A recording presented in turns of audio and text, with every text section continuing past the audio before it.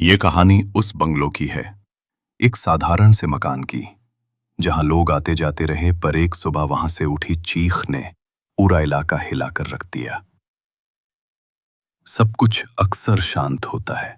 शाम हो, बच्चों की हंसी, गली में हल्की सी हलचल। पर कभी कभी जो चीज सब कुछ बदल देती है, वो छोटी सी बातें होती हैं।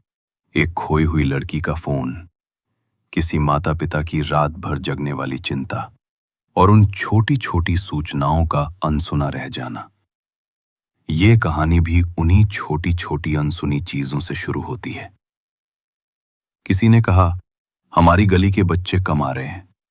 किसी ने कहा, उस मकान के पास एक गंदा नाला है, बदबू आती है। और धीरे धीरे ये बात फैलती गई। कुछ बच्चे और लड़कियां गायब हैं। पर पुलिस को खबर पहुंचती पहुंचती आवाज दब जाती रही। कहां गई वो बच्चियां? फिर एक सुबह लोग जमा हुए। दो पड़ोसी, जिनकी बेटियां गायब थीं, डर के साथ लेकर आए चश्मे, तस्वीरें और सवाल। किसी ने बताया कि वो देखा है कि उस बंगलों के बगल वाले नाले में कुछ अजीब सा पड़ा है। कुछ लोग खुद गए और जमीन खोदने लगे, और एक पल में उस शांत मोहल्ले का चेहरा बदल गया। तालाब जैसे नाले से कुछ हड्डियां निकली, छोटी छोटी हड्डियां। पहली बार में जो महसूस हुआ वो था शौक, फिर गुस्सा, और फिर एक गहरी डर की लहर। लोग चिल्लाने लगे। यूट्यूबर्स और पत्रकार उस जगह पर जमा हो गए।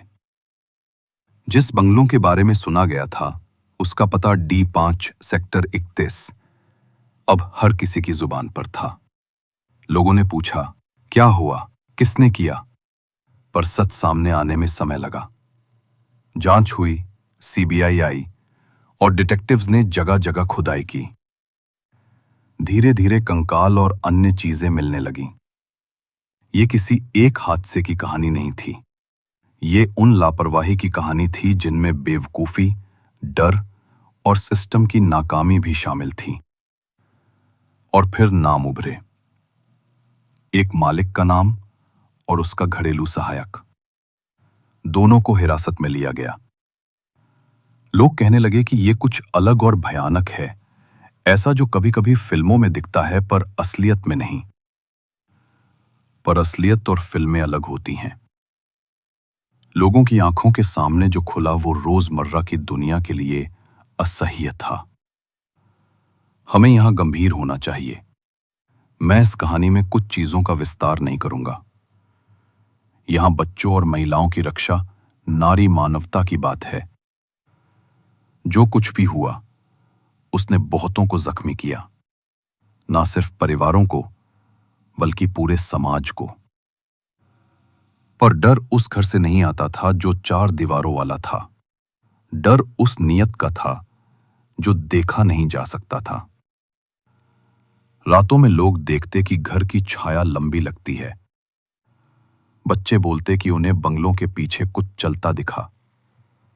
और कुछ ने कहा कि रात में वहां लो लाइट में अजीब रोशनी दिखी, जो भीतर से आती थी। लोगों ने माना कि सच में घर में कुछ गहरा, अनजान बैठा है। एक वक्त आया जब स्वच्छंद भय ने शक्ल ली। रिश्तेदारों ने आवाजें सुनी, पड़ोसियों ने संदिग्ध आवाजें बताईं, और गांव के बच्चों ने वहां खेलना बंद कर दिया। हर मोड़ पर डर था। स्कूल के रास्ते, नाले की ओर जाने वाला छोटा सा पुलिया, और वो पुराना पेड़ जिसके नीचे लोग अब से डर कर गुजरते थे। घर के बाहर जो मिला, वो सिर्फ चीजें नहीं थीं। ये उन खोए हुए लोगों की यादें थीं। उनकी झरोखे, उनका खेल, उनका रोना। समाज ने अचानक महसूस किया कि हमें छोटे छोटे लापता लोगों की खबर लेना चाहिए। ये समझना जरूरी है कि कैसे कुछ आवाजें अक्सर अनसुनी रह जाती हैं, और कैसे छोटी सी उदासीनता बहुत बड़े दुख का कारण बन जाती है। जांच में ढेर सारी खामियां थीं। कागजी काम में चूक, गवाहों का दबाव, सबूतों का संभाल न हो पाना।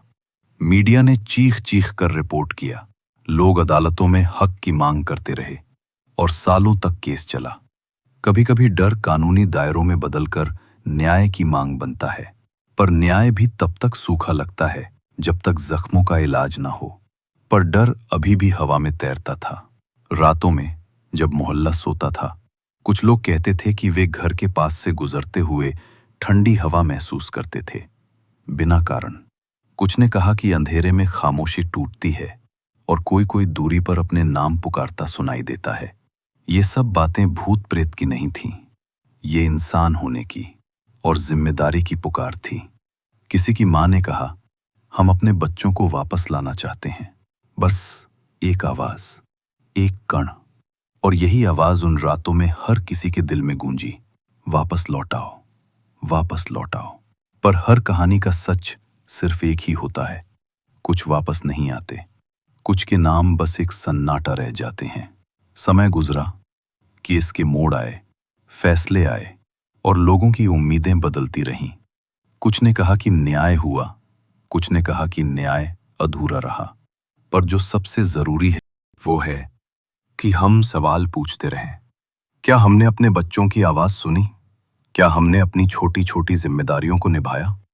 खत्म होती ये कहानी केवल एक घर की नहीं है, ये हमारी नींद पर वार करती चेतावनी है कि अनसुनी चीजों को अनसुना ना रहने दें। अगर आप ये कहानी सुनकर हिल गए हैं तो अच्छी बात है, क्योंकि डर का मकसद ही है आपको सतर्क कर देना।